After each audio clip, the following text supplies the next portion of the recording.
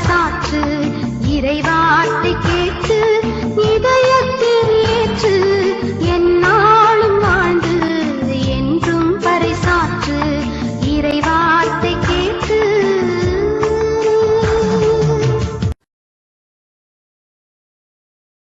இயேசு கிறிஸ்துக்குள் பிரியமானவர்களே, அருமை ஆண்டவர் இயேசு கிறிஸ்துவின் பரிசுத்தமுள்ள திருப்பெயரிலே நல்வாழ்த்துக்கள் நல்வாழ்த்துக்கள். The voice of God, தெய்வத்தின் குரல் வழி. அந்த குரல் வழி நமக்கு வாழ்வளிக்கின்ற குரல் வழி. அந்த குரல் வழியை தூய ஆவியின் துணையோடு கூட நாம் சிந்திக்க தியானிக்க கடந்து வரலாம். திருப்பாடல்ல 34ஆம் அதிகாரம் 5வது வசனத்தை தூய ஆவியானவர் காண்பிக்கிறார். திருப்பாடல் 34 5வது வசனத்தை தூய ஆவியானவர் காண்பிக்கிறார். அவரை நோக்கி பார்த்தோர் மகிழ்ச்சியால் மிளிர்ந்தனர், அவர்கள் முகம் அவமானத்திற்கு உள்ளாகவில்லை. அவமானத்திற்கு உள்ளாகவில்லை. பாருங்க, அவர்கள் நோக்கி பார்த்தவர்கள் மகிழ்ச்சியால் மிகுந்தார்கள். சில நாட்களுக்கு முன்பாக கூட வெக்கப்பட்டு போவதில் என்கிற ஒரு கருத்தை நாம் சிந்தித்தோம். எப்படி அவருடைய மகிமை உள்ள காரியங்கள் எல்லாம் நாம் கடந்து வந்து இருக்கிறோம்.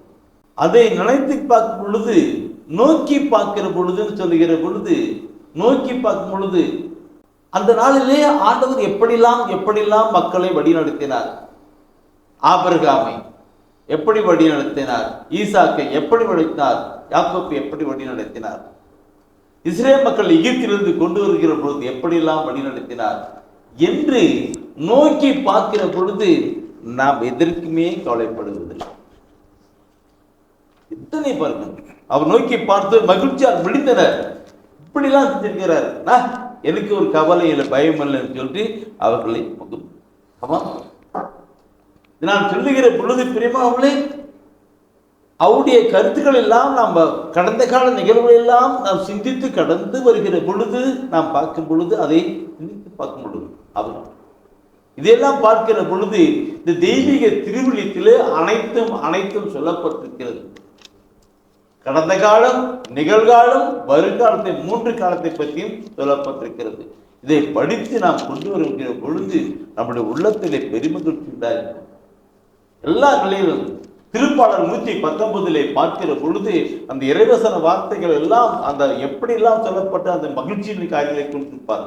அதில் 16வது வசனம் சொல்லப்படுகிற கருத்துக்கள் என்ன என்று, பெருஞ்செல்வத்தில் மகிழ்ச்சி அடைவது போல் நான் ஒழுங்கு முறைமைகளின்படி நடப்பதில் மகிழ்ச்சி உறுகிறேன். பாருங்கள், ஆண்டவராகிய கடவுளுடைய திட்டத்தின்படி அப்படியே கடந்து வருகிற பொழுது அன்று இன்று வரி காலத்தில் செயல்படுத்துவார் என்று தான் சொல்லப்பட்டிருக்கிறது.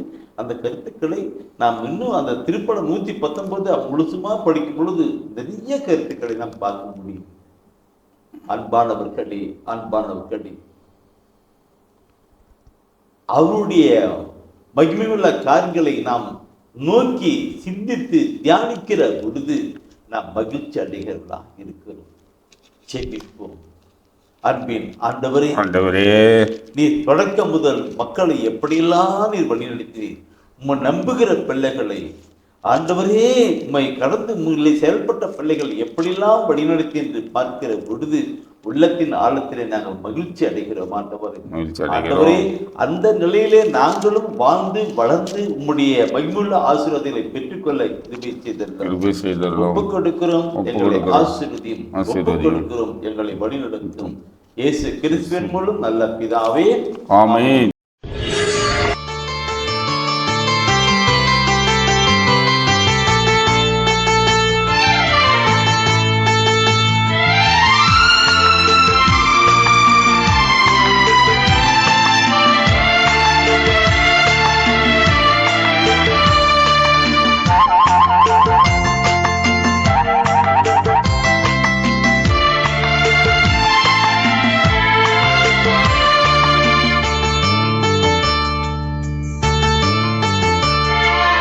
இறைவார்த்தை கேட்டு இதயத்தில் ஏற்று எந்நாளும் வாழ்ந்து என்றும் பறைசாற்று இறைவார்த்தை